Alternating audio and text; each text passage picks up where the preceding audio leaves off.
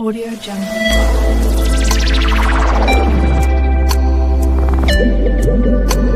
Audio Jungle.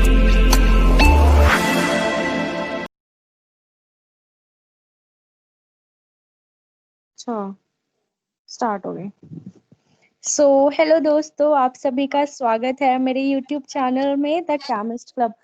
आज का जो सेशन है ये बहुत ही इम्पोर्टेंट होने वाला है because I have a very special guest from IIT Mandi, Vishal Thakur.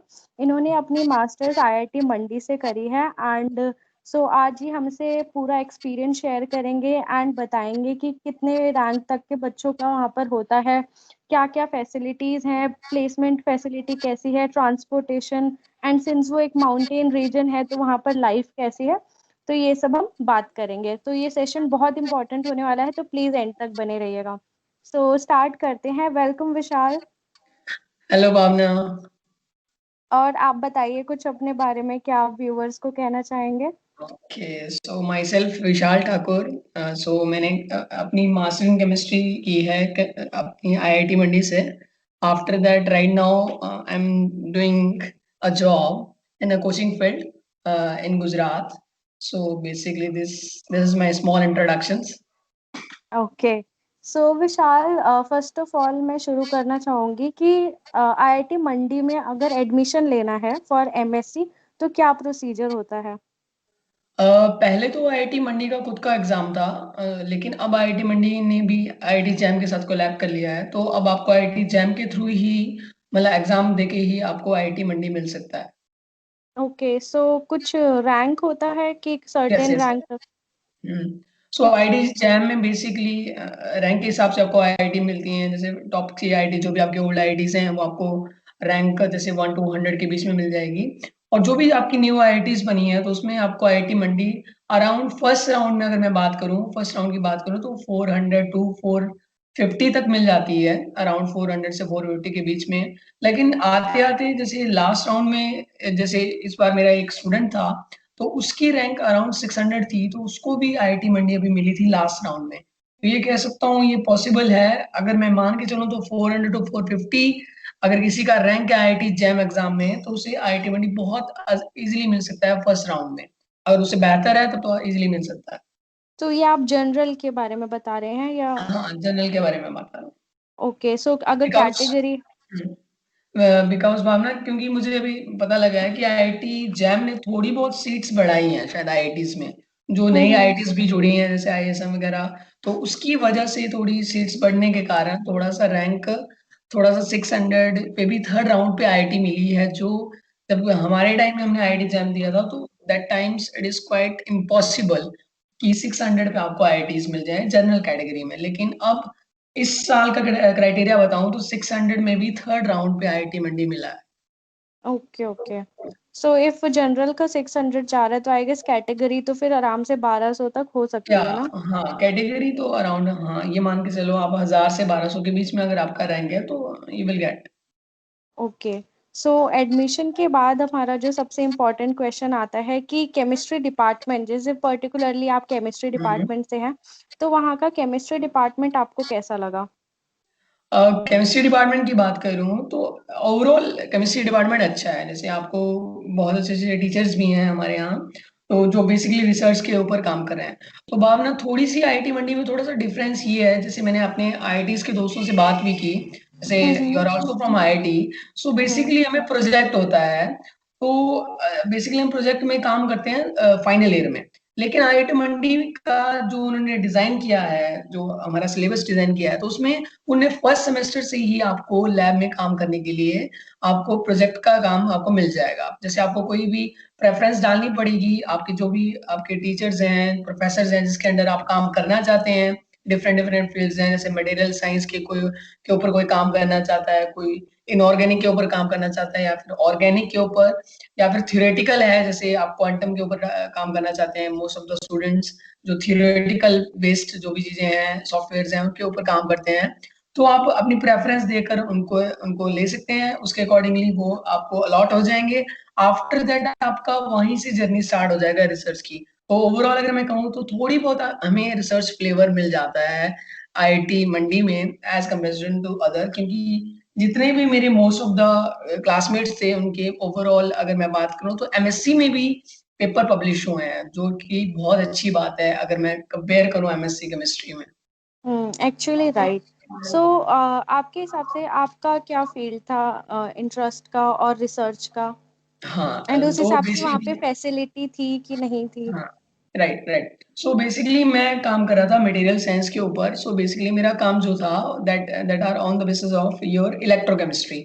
मुझे इलेक्ट्रोकेमिस्ट्री में शुरू से ही बहुत इंटरेस्ट था, सेल वगैरह के बारे में। तो जब मैं वहाँ गया तो अब होता है नए-नए हम जाते हैं तो दिक्कत ये रहती है सबसे पहले तो अगर आप अच्छे इंस्टीट्यूट से पढ़ के आए हैं, अच्छे यूनिवर्सिटी से पढ़ के बैचलर्स आपने की है तो आपको कोई दिक्कत नहीं होती। लेकिन अगर आप आए हैं जहाँ पर प्रैक्टिकल इतनी चीज़ें नहीं है संभव, तो वहाँ थोड़ी-सी मुश्किल आती है स्टार्टिंग में आपको डील करने में।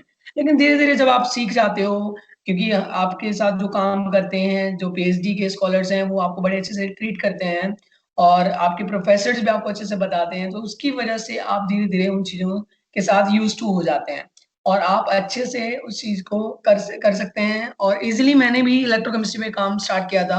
सो बेसिकली मेरा काम बायो वेस्टेज मटेरियल से सुपर कैपेसिटर फैब्रिकेशन डिवाइस बनाना था मतलब।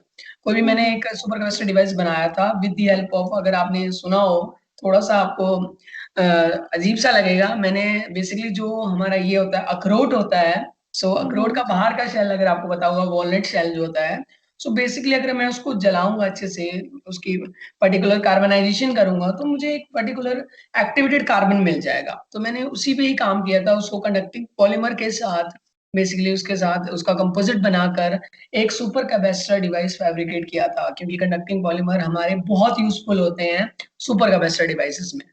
सो right these okay. Are the general term yeah okay, okay. So such a nice topic actually.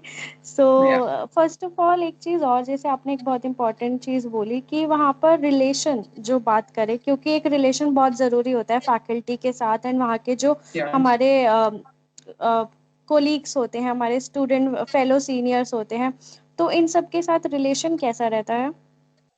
अ, अगर देखो मैं जनरली आपको बताऊँ, अगर आप बिल्कुल अपने डिसिप्लिन से अगर आप काम कर रहे हैं, so you have a very good bond with your faculty advisors. अगर मैं बात करूँ, अगर आप काम ढंग से नहीं कर रहे हैं, इरेगुलर हैं, मतलब लैब रोज़ नहीं जा पा रहे हैं, अगर ये दिक्कत है तो फिर आपको उसके भुगतने के लिए भी तैयार रहना कॉन्सिक्वेंसेस पड़ेगा, राइट? हाँ, करेक्ट। हुँ। सो वहाँ पर जैसे आपने बताया आपका फील्ड था मटेरियल साइंस, तो अगर बच्चों को इस फील्ड में जाना है, तो वहाँ पर उसके हिसाब से सब चीज़ें अवेलेबल है? मतलब या राइट। एक्सपेरिमेंटल लैब्स वगैरह की बात करें हुँ। तो? अगर मैं बात करूँ भावना मटेरियल साइंस की, तो मटेरियल साइंस में बेसिकली अगर मैं और आईआईटी से ओल्ड आईआईटी से भी कंपेयर करूँ तो हमारे पास अच्छे इंस्ट्रूमेंट्स हैं। आपको कहीं पे भी बाहर से कुछ भी सैंपलिंग कराने की ज़रूरत नहीं है। आपके पास एफटीआईआर अवेलेबल है, सैम-टैम सब कुछ अवेलेबल है। आपके पास इलेक्ट्रोकेमिस्ट्री मेज़रमेंट्स के डिवाइसेज़ अवेलेबल हैं। तो सारी चीज़ें आपको मटेरियल साइंस में अगर आप काम कर रहे हो या किसी भी फील्ड में अगर मैं बात करूँ, तो all the instruments of lab जो आपको रिक्वायर्ड है वो आपको अवेलेबल है आईआईटी मंडी में। ओके, सो मतलब सारे डिसिप्लिन्स में organic, inorganic, physical right, right. And lab exposure भी वहाँ पे अच्छा रहता है बच्चों के लिए। या एंड एक चीज़ और जैसे हम जानते हैं कि केमिस्ट्री बदल जाती है इनऑर्गेनिक, फिजिकल, ऑर्गेनिक में। या तो होता है सब आईआईटीज़ का कि जैसे मेरी आईआईटी जोधपुर थी तो वहाँ का फिजिकल का ज़्यादा फेमस था। तो हुँ। आपके यहाँ का भी कुछ ऐसा सीन है? अगर मैं बात करूँ, मैं बेसिकली नाम तो नहीं ले सकता प्रोफ़ेसर का, लेकिन जो प्रोफ़ेसर जैसे क्वांटम पढ़ाते हैं, सो बेसिकली हम भी गए थे। सो बेसिकली जब हम क्वांटम पढ़ते थे at the time of coaching जब हम भी तैयारी कर रहे थे आईआईटी जैम की या हुँ, आईआईटीज़ हुँ। की, तो हम भी क्वांटम क्या पढ़ते थे, श्रोडिंगर वेव इक्वेशंस ये चीज़ें पढ़ते थे। हाँ। लेकिन जब आप आईआईटी में जाते हो तो आपको अच्छे से चीज़ें वो समझनी पड़ती है कि बेसिकली में अगर पी ऑर्बिटल बना है, तो वो कैसे बना है एक्चुअली में। हुँ। तो अगर मैं बात करूँ क्वांटम के बहुत अच्छे प्रोफ़ेसर्स हैं या फिर फ़िज़िकल केमिस्ट्री की मैं बात करूँ तो फ़िज़िकल केमिस्ट्री मुझे ज़्यादा वैसे पसंद भी थी, तो मैं थोड़ा-सा उसका साइड लेना चाहूँगा। तो बेसिकली फ़िज़िकल केमिस्ट्री के अच्छे फैकल्टी हैं, एज़ वेल एज़ अगर मैं बात करूँ ऑर्गेनिक केमिस्ट्री, तो ऑर्गेनिक केमिस्ट्री में एक बहुत अच्छे फाइनेस्ट प्रोफ़ेसर हैं, जो बेसिकली बहुत अच्छा काम कर रहे हैं ऑर्गेनिक केमिस्ट्री पे इवेंट्स और पढ़ाते भी बहुत अच्छा हैं। तो बेसिकली अगर मैं ओवरऑल फैकल्टी की बात करूँ तो फिजिकल एंड ऑर्गेनिक के साथ में जाना चाहूंगा बेसिकली। एंड वहाँ पे फैकल्टी का नंबर इनफ है, लाइक जैसे हमारे बहुत। पे तो। Right, okay. राइट। बहुत ओके ज्यादा, सो अगर आप कंपेयर भी करोगे और आईआईटी से तो मे बी शायद सबसे ज्यादा ऊपर में होगा फैकल्टी रेशियो में। ओके सो दिस या is actually very nice point, या बिकॉज बच्चों के चॉइस भी मिलती है इससे, आई गेस। हाँ, या तो नेक्स्ट जो मोस्ट इम्पॉर्टेंट चीज आती है वो है कैंपस लाइफ। वहाँ की कैंपस लाइफ कैसी है, क्योंकि हिली एरिया है, तो क्या एक्सपेक्टेशंस होती है वहाँ की? ओके सो अगर भावना आपको बताओ, मैं तो बेसिकली हिमाचल का ही हूँ, तो मैं तो यूज्ड हम्म। हूँ इस चीज़ से। मेरी स्कूलिंग भी शिमला से हुई है, तो मैं तो यूज्ड हूँ पर्टिकुलर हिल एरिया से। लेकिन जो भी बच्चे बाहर से आते हैं पर्टिकुलर, जैसे दिल्ली से या फिर जो आपके जैसे यूपी हो गया या फिर बिहार या फिर महाराष्ट्र, जहाँ से भी आते हैं, जहाँ हिल एरिया नहीं है, तो वहां पर जब भी आते हैं तो थोड़ा सा डरते हैं वो, कि अगर हम्म। आप आईआईटी मंडी जाओगे तो पहले आपको एक पहाड़ चढ़ना पड़ता है। मतलब अगर मैं एक बात करूं, रास्ता है लेकिन आपको एक पहाड़ चढ़ना पड़ता है, फिर उतरना पड़ता है। एक हिल एरिया में है तो साथ में आपके अगल बगल में पहाड़ हैं, बहुत अच्छा एनवायरनमेंट आपको मिलेगा। और साथ में एक रिवर बहती है, तो बहुत अच्छा एनवायरमेंटल रहता है। और आपको अच्छा, मतलब जैसे अगर हम दिल्ली में रहते हैं तो क्या होता है, जल्दी हमें बहुत गर्मी सहनी पड़ती है, लेकिन अगर आप आईआईटी मंडी जाओ तो अगर आप ऐसा देखो तो वहां पर कभी इतनी गर्मी पड़ती ही नहीं है, क्योंकि बेसिकली हिल एरिया है। और होपफुली अगर कोई आपका एस्पिरेंट्स आईआईटी मंडी जाते हैं, तो लास्ट टू लास्ट ईयर की बात करूंगा, मैंने was in I guess first year.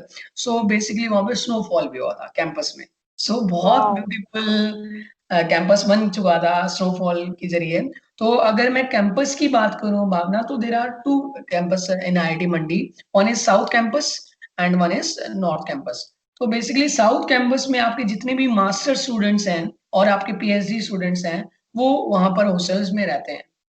और आपको हर बेसिकली अगर मैं हर फैसिलिटीज आपको मिलेगी हॉस्टल्स में, वॉशिंग मशीन से लेकर सबका। अगर आपको क्लोथ साफ करने हैं तो आपको सब कुछ मिलेगा। इवन अगर आपको कैंपस में ही स्पोर्ट्स खेलना है तो वहाँ पे टेनिस कोर्ट है, बास्केटबॉल कोर्ट है, आपके पास बैडमिंटन कोर्ट है, टेबल टेनिस कोर्ट्स हैं। So all are available in the south campus. But अगर मैं नॉर्थ कैंपस की बात करूँ, तो नॉर्थ कैंपस में कुछ पीएचडी वाले भी रहते हैं, साथ में आपके बीटेक वाले जितने भी लोग हैं, फर्स्ट ईयर सेकंड ईयर जो बीटेक के हैं, वो आपके नॉर्थ कैंपस में रहते हैं। और नॉर्थ कैंपस में ही आपका ऑडिटोरियम है। या फिर अगर मैं बात करूं, कुछ फैकल्टी के जो घर हैं वो भी नॉर्थ कैंपस में ही हैं। साउथ कैंपस में भी है, लेकिन नॉर्थ कैंपस अब थोड़ा नया कैंपस बन रहा है, जो कि बहुत बड़ा कैंपस बन रहा है। अगर मैं बात करूं तो वहाँ स्विमिंग पूल भी बन रहा है। सो बेसिकली स्क्वैश आप खेल सकते हैं। Since I was a part of badminton team, so मैं I used to play in that particular ground. So basically वहां पर आपको अच्छा एनवायरमेंटल मिलेगा, अच्छा कैंपस लाइफ है। तो आप स्टडी के साथ साथ एकेडमिक्स के साथ साथ arts and culture as well as sports में भी भाग ले सकते हैं। Okay, I am really amazed to hear that कि इतने हिली एरिया पे वो इतना बड़ा कैंपस कैसे बना रहे हैं। हाँ। बहुत राइट। अच्छी चीज है ये। एंड सिटी से वहाँ का कैसा रहता है, ट्रांसपोर्टेशन की बात ओके। करें तो? या that is quite issue.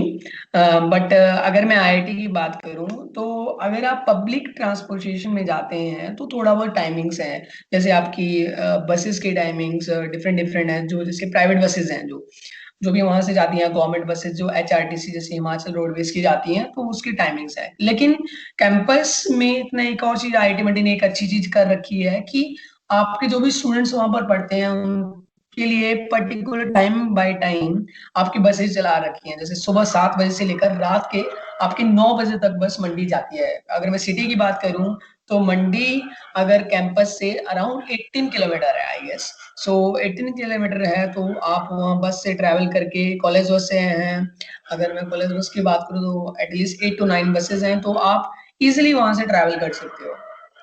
Okay और सो मंडी में सिटी में आपको बहुत चीजें मिलने देखने को मिल जाएगी, जो वहाँ का पर्टिकुलर है, रिलीजियस चीजें या फिर वहाँ का कल्चर है, वो वाली चीजें मिल जाएंगी। डोमिनोज भी है। और होपफुली अगर मैं कैंपस की भी बात करूँ, तो कैंपस में भी डेली डोज जो वहाँ का कैफे है वो भी खुला है, ट्रीट आपको मिल जाएगा। तो बेसिकली कैंपस में ही आपको वो सारी फैसिलिटीज मिल रही हैं। और अभी तो मैं लास्ट ईयर गया था, तो बहुत ज्यादा मतलब डेवलपमेंट हुआ है। अगर मैं बात करूँ, अगर जैसे आप किसी कैफे में जा रहे हो अगर, तो आपको सिटी जाने की जरूरत नहीं होगी। ऑल्दो आपको क्लोथ्स वगैरह लेने हैं तो आपको सिटी में जाने की जरूरत होगी। जो हर आईआईटीज में होता है। अदरवाइज आप बेसिकली कैफे वगैरह अवेलेबल हैं आपके कैंपस में। Okay okay. सो जैसे कैफेज की बात हो गई है, एंड हॉस्टल के बारे में कैसा है, वहाँ के रूम्स वगैरह कैसे रहते ओके हैं?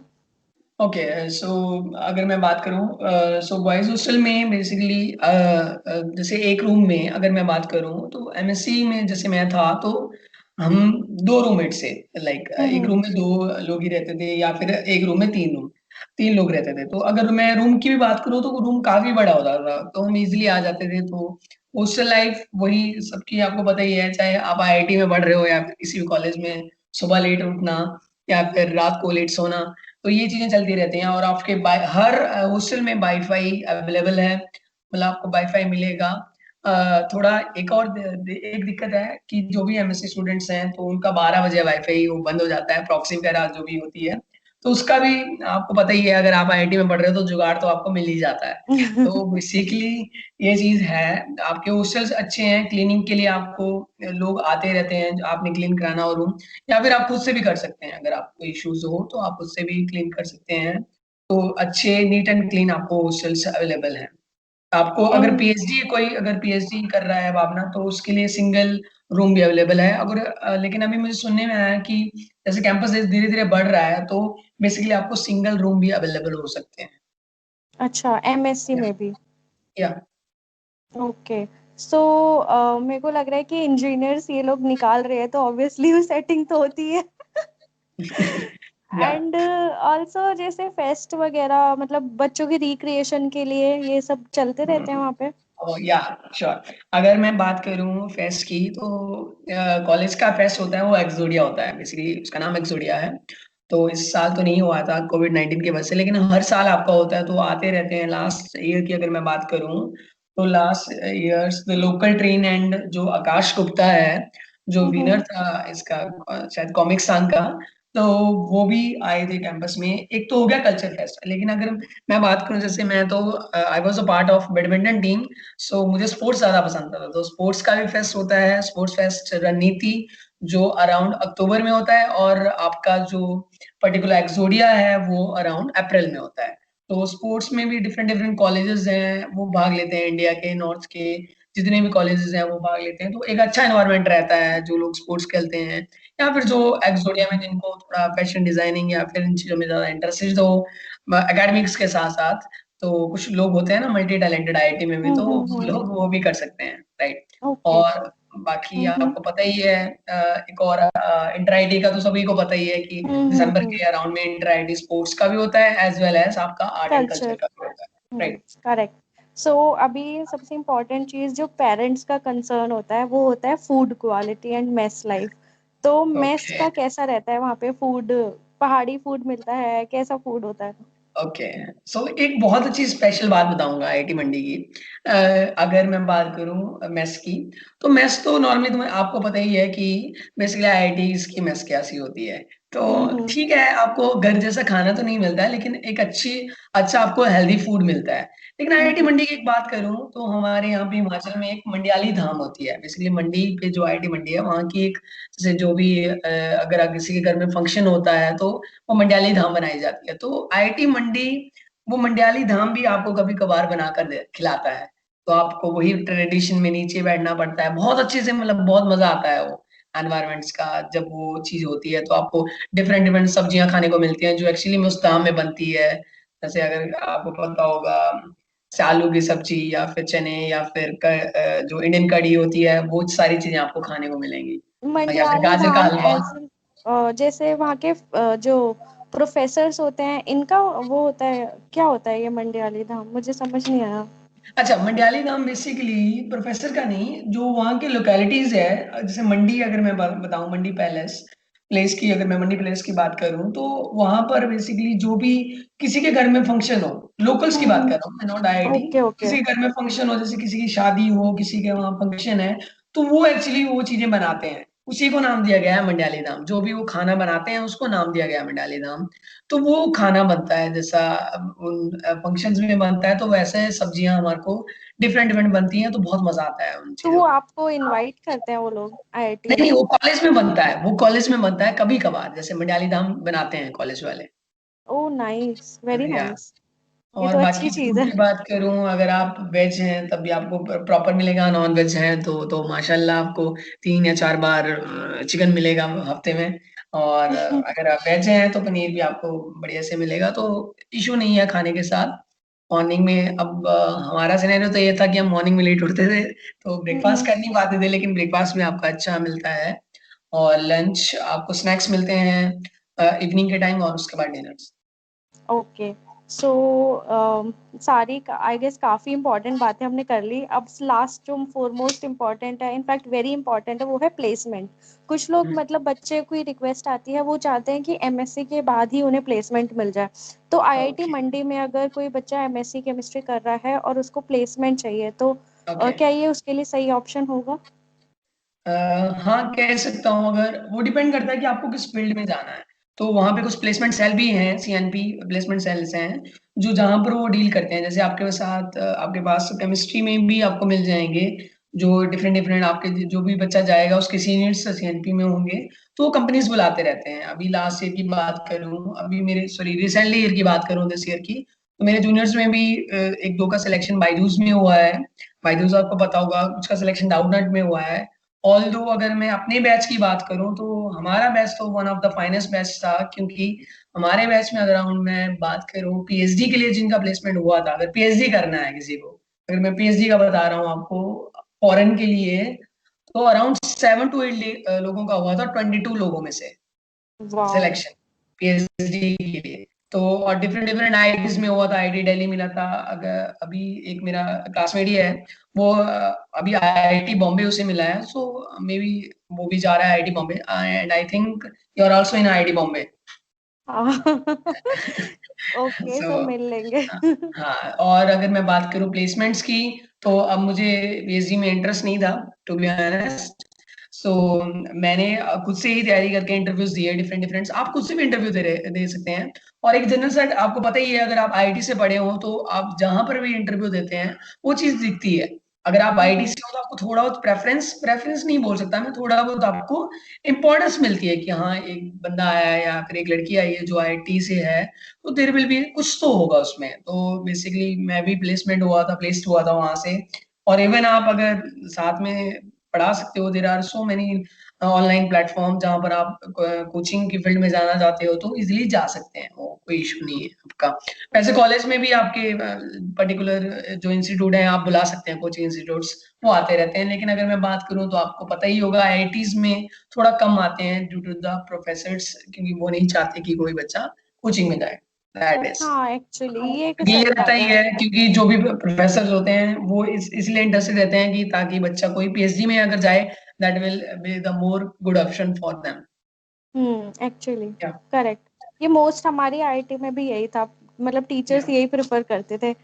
सो आई गेस बहुत ही वंडरफुल सेशन था, और मुझे लगता है बहुत सारी क्वेरीज खत्म हो गई होगी बच्चों की जो भी ओके। देखेंगे, क्योंकि बच्चे ज्यादातर इसी के लिए परेशान रहते हैं कि उन्हें प्लेसमेंट चाहिए एमएससी के बाद। बट मेरा भी उनको यही सजेशन रहता है कि इट्स बेटर कि मतलब अगर रिसर्च में जाना है तो पीएचडी करो, या क्योंकि इतने ऑप्शंस नहीं रहते हैं being a masters MSc student. अगर हाँ, और आप अगर कोचिंग में भी अगर जॉब में भी जाना चाहते हैं तो आपको खुद ही पता है कि अगर आप आईटी से हो तो आपको थोड़ा बहुत होता है कि हाँ कुछ तो होगी बंदे में बात, तो हाँ इजीली आप एक्चुअली। इजीली तो नहीं मैं कह सकता, लेकिन आप अच्छे प्लेस हो सकते हैं, आपको अच्छी प्लेसमेंट मिल सकती है। डजेंट मैटर कि अगर आपने एमएससी की है और बीटेक वाले हैं तो आपको प्लेस नहीं होता। तो इसका एग्जाम्पल मैं अपनी सैलरी तो नहीं बताऊंगा, लेकिन there will be good example कि एटलीस्ट आप बहुत अच्छा कमा सकते हैं, राइट? लाइक अगर एक्चुअली आप पता आईआईटी है से पास मेरे, आउट करेक्ट, मेरे भी एक नोन में है, उन्होंने एलएन ज्वाइन किया था, एलएन है। कोचिंग। ओके। उनका भी ओके। मतलब काफी अच्छा पैकेज वगैरह था। आई नो वो थोड़ा मतलब तुम लोगों को पॉलिश तो बहुत करते हैं, बहुत हाँ, हार्श राइट। ट्रेनिंग होती है, हम्म। बट पैकेज अच्छा देते हैं। हाँ, और वो तो भावना हर जगह ही है। अगर आप पीएचडी भी कर रहे हो तो आपको रिसर्च के फील्ड में भी काम करना पड़ेगा, काम तो आपको हर जगह ही करना पड़ेगा। काम तो हर आप जगह। जॉब कर रहे हो तब भी आपको काम करना पड़ेगा। हाँ, ये रहता है कि थोड़ा बहुत काम ज्यादा होता है। तो ये भी बात है कि आपको पता ही है कुछ इंस्टीट्यूट से आपके आईआईटी और एम्स भी निकलते हैं, तो डॉक्टर और इंजीनियर भी बेसिकली हमारा ही काम है उनको निकालना। तो ये रहता ही है, थोड़ा सा काम ज्यादा होता है। ऑल्दो, लेकिन ये है कि अगर आपको प्लेसमेंट, वही मैं बोल रहा हूँ जो आपने बहुत अच्छी बात बोली कि किसी को रिसर्च करनी है तब तो ठीक है, आप पीएचडी कर लो। अगर किसी को जॉब करनी है तो अब ऐसा तो होगा नहीं कि आपको कोई एकदम से 1 लाख रुपए दे देगा, कि हाँ कुछ भी मत करो और आपको 1 लाख रुपए मिल जाएगा। तो ऐसा तो नहीं होगा, आपको काम तो करना पड़ेगा, तो ये चीजें रहती है। बट अगर मैं एक और ऑप्शन की बात करूँ तो हमारे टाइम में हिमालय करके कंपनी आई थी, अगर आपको पता हो, फार्मास्यूटिकल्स की। तो लेकिन अगर कुछ बच्चों का इंटरेस्ट हो तो वो उसी में भी जा सकते हैं, फार्मास्यूटिकल में। लेकिन हमारे बैच से जो लीस्ट इंटरेस्टेड थे स्टूडेंट्स, तो हम तो नहीं गए थे। लेकिन ऐसा होता है कई बार कंपनीज आती है तो जरूरी नहीं है वो पर्टिकुलर, जैसे होता है ना कि आईआईटी है तो बीटेक के लिए ही कंपनी आएगी, इट डजंट मैटर। अगर आप सीएनपी में आपका ये चीज रहेगी कि अगर आपका कोई भी एस्पिरेंट्स है, अगर उसका सिलेक्शन होता है तो उसको एक चीज तो ये रहनी चाहिए कि उसे सीएनपी जो होता है प्लेसमेंट सेल में हमेशा जाना चाहिए, ताकि वो कंपनीज बुलाए, क्योंकि कंपनी बुलाना स्टूडेंट्स का काम है, टीचर्स का काम नहीं होता फैकल्टी का, एग्जैक्टली, राइट? करेक्ट। या करेक्ट। या एक्चुअली पता है मेरे को भी मतलब यही लगता है कि बच्चों का ना जब एमएससी में स्टेप इन करते हैं तो उनको ऐसा लगता है कि भाई हमें प्लेसमेंट चाहिए, प्लेसमेंट चाहिए। या बट जब वो जाते हैं वहाँ पे इन ड्यू कोर्स वो रहते हैं, पूरा एंगेज होते हैं, जब उनको प्रोजेक्ट वर्क मिलने शुरू होते हैं तब इनका थॉट प्रोसेस बदल जाता है। या तो दो राइट लाइनें रह जाती हैं, या तो यूपीएससी या पीएचडी। या क्योंकि मेरे भी जितने भी मेरे क्लासमेट्स थे उनमें से 2-3 तो यूपीएससी के लिए चले गए, एंड बाकी जितने बचे हैं सारे पीएचडी में। राइट। किसी को प्लेसमेंट नहीं चाहिए। सो हाँ, ये थैंक तो यू। रहता ही है, क्योंकि आपको अगर ट्रेंड पता हो, आपको तो बहुत अच्छे से पता होगा। देखो जो भी आईआईटी में बच्चे पढ़ते हैं, चाहे वो बीटेक हो चाहे मास्टर्स हो, मास्टर्स तक की बात करूंगा, तो उनका एक ही प्रोसीजर रहता है कि बेसिकली सिलेक्शन, अगर अगर प्लेसमेंट भी नहीं भी हुआ या फिर नहीं भी गए, कुछ लोग जाते ही नहीं है, प्लेसमेंट में बैठते ही नहीं है, ना ही हम्म। पीएचडी को जाते हैं। उनका एक ही गोल बन जाता है यूपीएससी। और आजकल हम्म। ट्रेंड भी ये चला हुआ है कि मोस्ट ऑफ द आईआईटी से बहुत सारे यूपीएससी मतलब सिलेक्शन हो रहे हैं। अभी मैं हम्म। अगर आईआईटी मंडी की ही बात करूं तो 2 ऑफ यूपीएससी एस्पिरेंट्स जो 2017 बैच के पास आउट थे, उनका सिलेक्शन हुआ with a good rank. So okay. ये चीजें भी मैटर करती हैं। तो आपको करंटली अगर मैं एक चीज बोलना भूल गया, तो आपको लाइब्रेरी भी 24/7 मिलती है, ये दिस इज फैसिलिटीज। नाइस। या दिस इज रियली नाइस। क्योंकि या लाइब्रेरी का एक्सेस होना इज इम्पोर्टेंट। टाइम बाउंड्री नहीं होनी चाहिए उसके लिए। Yes. So thank you so much Vishal, अपना इतना इम्पोर्टेंट टाइम देने के लिए। आई नो बहुत बहुत बिजी रहता है तू। But still right. Thank you so much. And कुछ अगर टेक अवे देना चाहोगे हमारे स्टूडेंट्स को? बस मैं यही कहना चाहूंगा कि जो भी अभी आईआईटी जैम की प्रिपरेशन कर रहे हैं वो बस आराम से प्रिपरेशन करते रहें, घबराएं मत। जब हम भी प्रिपरेशन कर रहे थे तो हम ये चीजें सोचते थे कि ये चीज नहीं हुई, ये चैप्टर नहीं हुआ। ठीक है, आप अपनी मेहनत करते रहिए और होपफुली, मैं तो ये चाहूंगा कि अगर ठीक है कुछ एस्पिरेंट्स आईआईटी मंडी भी जाएं, होपफुली आप अच्छा रैंक लेकर अच्छी केमिस्ट्री को सीखें। That is the most important thing, क्योंकि आईआईटी जाना is not a big deal, but आपको कितनी केमिस्ट्री आती है और कितनी केमिस्ट्री को आप फील कर पाते हो, अगर मैं लाइफ में बात करूं तो वो चीज ज्यादा मैटर करती है, क्योंकि ये साइंस जो है ये कभी भी खत्म नहीं होता, राइट? तो साइंस तो हमारा चलता रहेगा। अगर तुम्हें रिसर्च में इंटरेस्ट है तो यू शुड गो, और आप अच्छे से रिसर्च करिए। After that you will apply in foreign as well as. बहुत अच्छी अगर मैं बात करूं, अगर मैं भावना अगर बात करूं तो one of my classmate is in university of Queensland, जिसका रैंक भी अगर आप बात करें जो ऑस्ट्रेलिया में है, उसका रैंक भी अराउंड 100 से भी अंदर है, अराउंड 25 और 26 वर्ल्ड रैंकिंग। सो ये चीजें भी हैं। कुछ स्टूडेंट्स को, मेरी क्लासमेट में एक स्टूडेंट्स को मैरी क्यूरी स्कॉलरशिप मिली है, जो इंडिया में आई गेस एक को ही मिलती है। तो ये चीजें मैटर करती है कि आप किस तरीके से अपना काम ईमानदारी से कर रहे हैं, तो वो चीजें मैटर करती हैं। तो अगर आप आईआईटी मंडी जाते हैं, hopefully my best wishes is always with you. अगर कोई भी आपको दिक्कत रहती है तो I will definitely helping for you. So thank you so much Bhavana. Thank you Vishal, thank you so much. And I wish you all the best for your future. I wish कि जल्दी से यूपीएससी तुम भी निकालो और अच्छा करो। Oh thank you so much Bhavana, thank you so much. Okay so दोस्तों, आपको ये मेरा अच्छा लगा हो आज का सेशन तो प्लीज चैनल को सब्सक्राइब कीजिएगा एंड लाइक कीजिएगा। Thank you so much. Bye bye.